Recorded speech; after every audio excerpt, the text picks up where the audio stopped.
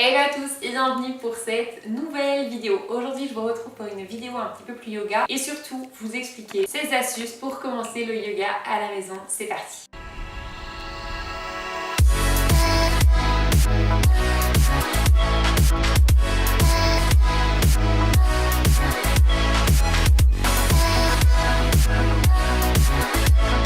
Alors avant de commencer cette vidéo, je vous invite fortement à mettre un pouce en l'air, vous abonner, cliquer sur la petite cloche parce que je vais pas vous mentir, ça me fait extrêmement plaisir. Si vous êtes nouveau dans le monde du yoga, je pense que ça peut être assez intimidant. J'ai eu de la chance de commencer le yoga quand c'était pas encore une grande mode. Ça commençait mais c'était pas encore le pic comme ça l'est maintenant. Je dois dire que actuellement le fait de voir toutes les positions sur Instagram etc, ça peut être assez intimidant. Surtout que les positions sur Instagram, comment vous dire, je suis même pas sûre que je vais y arriver un jour. Mais bon, c'est pas grave. J'ai appris au fur et à mesure de ma pratique que c'était pas du tout le but, même si malheureusement j'ai commencé pour ça. Je suis là pour vous aider à commencer le yoga facilement chez vous. Le yoga, ça paraît être quelque chose qui est relativement cher parce que, en tout cas moi j'habite à Paris et je dois vous avouer qu'un cours dans un studio de yoga ça fait 15-20 € facilement. On va dire que oui, si on veut penser évoluer, il faudrait le faire au moins une fois par semaine. Il y a 52 semaines dans l'année. Ça fait un fameux budget en fait pour finalement faire une séance de sport par semaine. Donc je peux comprendre que ça refroidit pas mal de personnes. Fort heureusement, vous n'êtes pas obligé d'aller dans un studio. Il est tout à fait possible de faire du yoga à la maison simple. En tout cas pour ma part, il faut savoir que j'ai commencé le yoga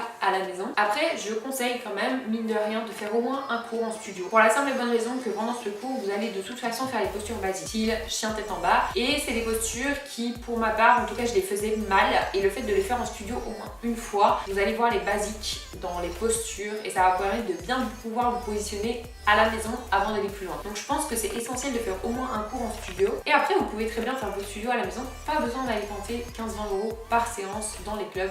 Ouais. Première raison, c'est que ça pullule de vidéos sur YouTube. À commencer par mes petites vidéos yoga. Je vous ai fait une petite sélection, vous pouvez aller voir dans le petit i ici en haut, je vous ai présenté quelques postures. D'ailleurs, je pense que je vais peut-être vous présenter des flows. Dites-moi si ça vous intéresse en commentaire, si c'est quelque chose qui vous intéresse ou que je vous présente d'autres postures. N'hésitez pas à me le dire, que je sache ce qui vous intéresse. Et puis vous avez plein d'autres chaînes comme Yoga with Adrienne et tout ça. Je vous mettrai une liste en barre d'infos, n'hésitez pas à aller les checker, je trouve qu'elles sont plutôt pas mal.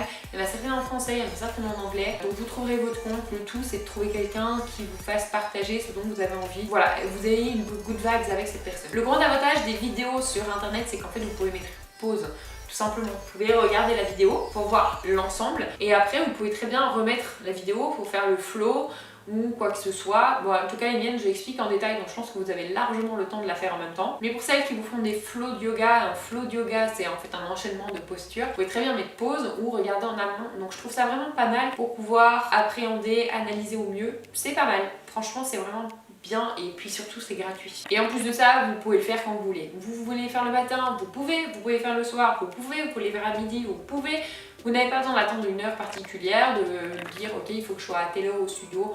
Franchement pour ça c'est jackpot. Ensuite vous avez aussi des cours qui sont donnés gratuitement. Vous pouvez aller voir sur le site Meetup que je vous mets également en barre d'infos. Il y a certains cours de yoga qui sont donnés gratuitement ou en tout cas beaucoup moins cher. N'hésitez pas à aller jeter un coup d'œil, je pense que ça peut vous aider plutôt pas mal. Et puis alors après c'est surtout pendant l'été, mais vous n'avez pas par exemple des centres commerciaux qui font des événements sportifs etc.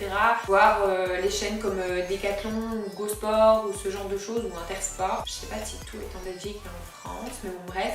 N'hésitez pas à suivre, souvent c'est plus pendant l'été ou aux événements particuliers, peut-être aux fêtes de Noël ou à la rentrée. Mais ça peut être pas mal de suivre un peu les événements autour de vous, un peu plus sportifs pour voir les événements gratuits en fait tout simplement. Ensuite pour faire du yoga à la maison, ce qu'il faut c'est pouvoir personnaliser sa pratique. Alors ça peut être mettre une musique entraînante, vous n'êtes pas obligé de mettre des musiques style...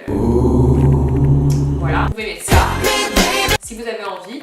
Le tout c'est qu'il faut que vous soyez vraiment à l'aise et que vous vous sentiez bien. Pareil pour les vêtements, si vous avez envie de mettre un jogging ou de le faire en sous-vêtements, c'est vous qui voyez. Le tout c'est d'être confortable. Personnellement j'adore le faire en sous-vêtements, au plus grand bonheur de tous mes voisins. Mais voilà, c'est quelque chose que je vous conseille, de trouver quelque chose dans lequel vous êtes bien. En tout cas, il faut que ça soit confortable et que ça ne bloque pas vos mouvements. Mais après, vous choisissez la tenue. Bref, tout ça pour dire, le yoga, on a une certaine image du yoga. Il faut que ça soit fait en legging, en brassière pour les filles. Il faut que ça soit parfait avec des musiques home et tout ça. Pas du tout. Le but du yoga, c'est de vous sentir bien, de vous défouler, mine de rien, parce que c'est un fameux sport qui, moi, me fait transpirer et avoir des fameuses courbatures le lendemain. Il faut que vous sentiez bien et vous le faites comme vous voulez, personne ne vous juge.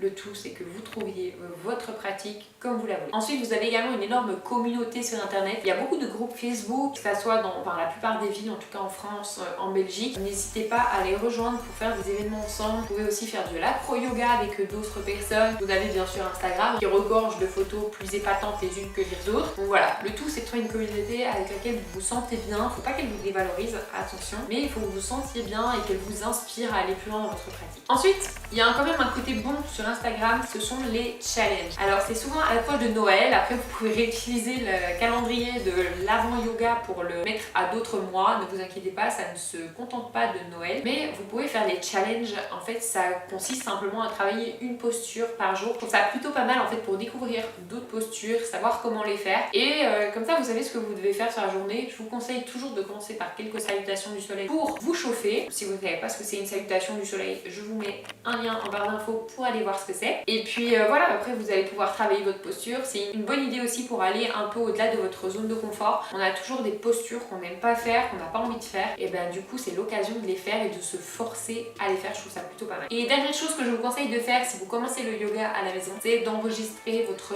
pratique. Donc il faut vous filmer au début. Ça aide énormément parce que quand on est dedans, on se rend pas compte en fait qu'on fait les choses particulièrement de travers, et en se voyant on fait wow, mais là mon dos il est pas du tout droit, c'est une horreur, il faut absolument que je corrige ça. Et du coup ça va vous permettre de vous améliorer de jour en jour, c'est vraiment une bonne option. Vous avez aussi l'option miroir. Si vous voulez pas vous enregistrer, faites attention à votre nuque parce que forcément pour regarder un miroir vous allez voir tout en nez, donc ne vous blessez pas non plus, faut pas déconner. Mais voilà, l'idée c'est vraiment de faire quelque chose, voir vous regarder et évoluer, mais vous n'allez pas avoir de professeur pour vous guider. Voilà, c'est la fin de cette vidéo, j'espère qu'elle vous aura plu. Si c'est le cas, n'hésitez pas à mettre un pouce en l'air, vous abonner, cliquer sur la petite cloche. Si vous avez une question, un commentaire ou quoi que ce soit, n'hésitez pas à le mettre en bas, ça me ferait extrêmement plaisir. Et puis moi je vous réponds. Et puis moi je vous dis à la semaine prochaine pour une nouvelle vidéo.